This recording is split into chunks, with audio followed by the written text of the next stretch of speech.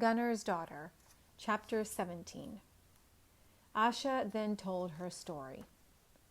My father's name was Harold Goldbeard, and he dwelt south in Sealand. Often have I told you of my childhood, how bright and happy was the life we led, I and my sisters. They were fully grown, Ingrid and Astrid, but I was 13, when one evening we went with our serving maids down to the Sound and bathed. Some ships came sailing past. They were Vikings from O-land. They landed and took us on board. Not one of us was able to escape. 3 brothers owned the ships, and they took us 3 sisters from themselves. They saw at once which of the maids were of gentle birth. Arngrim was the name of the eldest. I lay with him the first night, and after that he had me for 2 years. The brothers soon parted. The others made for home. But Arngrim roamed over the sea winter and summer. He was a brave, strong man, and a handsome. But he treated me harshly, because I would never show him affection. My sisters I have never seen since, nor heard what became of them, for Arngrim would not answer me when I asked for news of them. He sailed far and wide and won many victories. He kept me in a room below the deck. Fearing I might escape, he took my clothes from me, but gave me great store of costly skins and coverlets and jewels. There was a Danish lad on board whose name was Arsborn.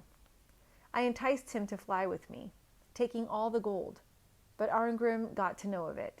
He slew Arsborn, and after that he treated me worse. One time, as we lay under the southern isles, some Vikings from Norway laid their ship alongside, and then Arngrim fell. Gunnar, your father, was their chief. When he led me out of the cabin, I went to where Arngrim lay dead on the deck. I knelt down and washed my hair in the blood that flowed from him, remembering how Arngrim used to tie my hair about his neck at night. Never had I a more grateful wishing.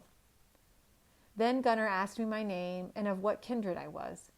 For, said he, I can see you are well born, as you are beautiful. After that we talked together that day and that night.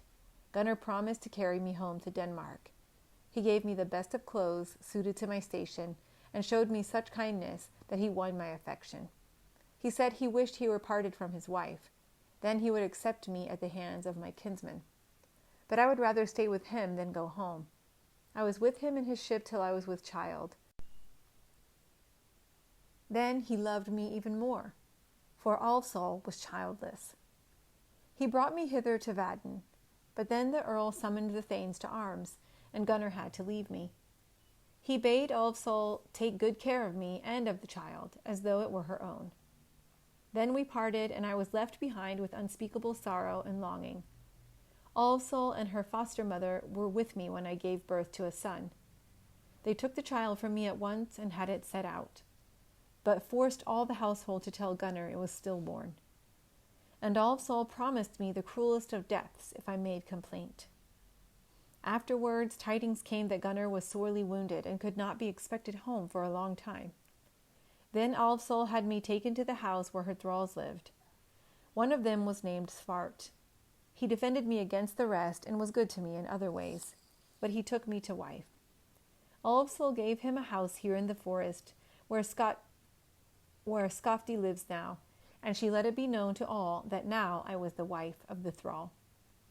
When Gunnar came home, she told him that I had gone to Svart, and at this Gunnar was so angry that he was about to kill us both. But I told him about the boy she had exposed, and all the rest. Then he drove Alfsol out of the house, and bade me leave Svart and come and rule his house. But I advised him rather to take a new wife. So he married Herdis, your mother, and she was younger and handsomer than I was then. As you know, she died when you were born. Then I asked Gunnar to let me have the nurturing of you, and this he granted. Since then I have had charge of the house, as you have seen, and Gunnar cared well for my sons and gave them their freedom. In all things he has acted by me for the best, so long as I have known him.